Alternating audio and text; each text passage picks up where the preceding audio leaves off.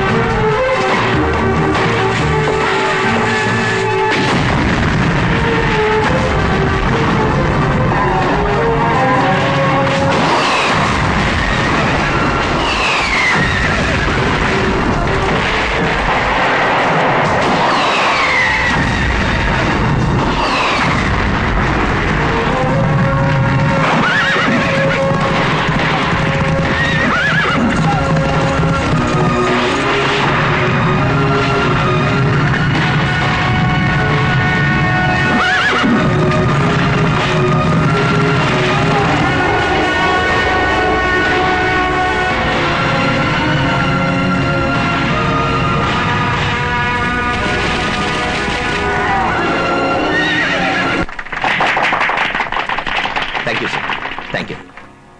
Hello sir. Hello sir. Hello. Hello sir. Hi. Hello sir. Hello. Congrats. Thank you. నాకు ఈ అవకాశం వచ్చినందుకు ఎంతో సంతోషంగా ఉంది. నేను స్టేట్ గవర్నమెంట్ లో వర్క్ చేశాను, సెంట్రల్ గవర్నమెంట్ లో వర్క్ చేశాను, బార్డర్ సెక్యూరిటీ ఫోర్స్ లో వర్క్ చేశాను. కానీ ఇప్పుడే మొట్టమొదటిసారిగా ఒక మహత్తరమైన బాధ్యత నా నెత్తిన పడింది. ఇక్కడ నాకంటే సీనియర్ ఆఫీసర్స్ ఉండొచ్చు, ఎఫిషియెంట్ ఆఫీసర్స్ ఉండొచ్చు. ఈ పనికి సంబంధించినంత వరకు అందరూ ఐకమత్యంగా అన్యోన్యంగా వర్క్ చేస్తేనే నేను ఈ లక్ష్యంలో విజయం సాధించగలను. అందువల్ల అంతస్తులు చూడకుండా, తారతమ్యాలు చూడకుండా అందరూ చిత్తశుద్ధితో పనిచేయాలి. So I need all your cooperation and let's do it. Okay sir.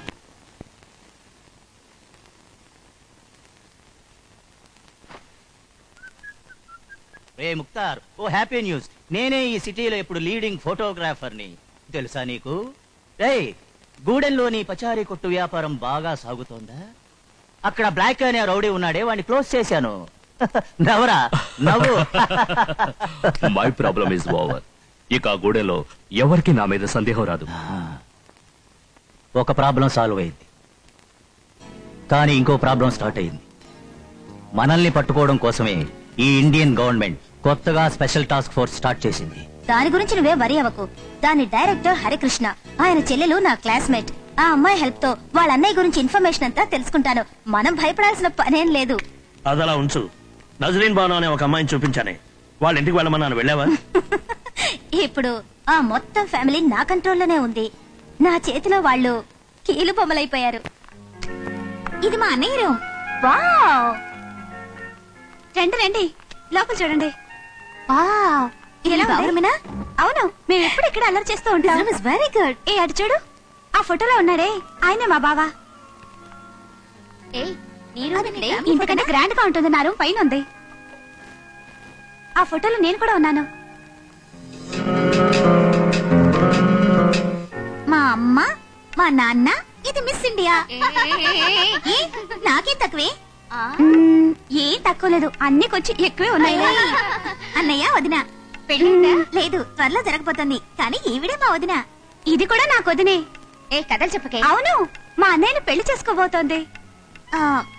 ఈయన పెద్ద మావయ్య, చిన్న మావయ్య, పెద్దత్తయ్య, చిన్నత్తయ్య. ఇదెవరు? వసపిట్ట. కొట్టానంటే నేను వసపిట్నా? మా అమ్మ అసలు నాకు వసే పోయలేదంట. మహేశ్వరి, ఇక్కడేం చేస్తున్నారు? వదినా, వీళ్ళంతా నా ఫ్రెండ్స్. వదినా, అయితే ఏమిటి? నీ రూమ్ ఉందిగా, నీ ఫ్రెండ్స్ అక్కడికి తీసుకెళ్ళొచ్చుగా. బావ రూమ్ కిందకి తీసుకొచ్చావు. అక్కయ్య, పెళ్ళైన తర్వాత బావ నీ మొగుడవుతాడు.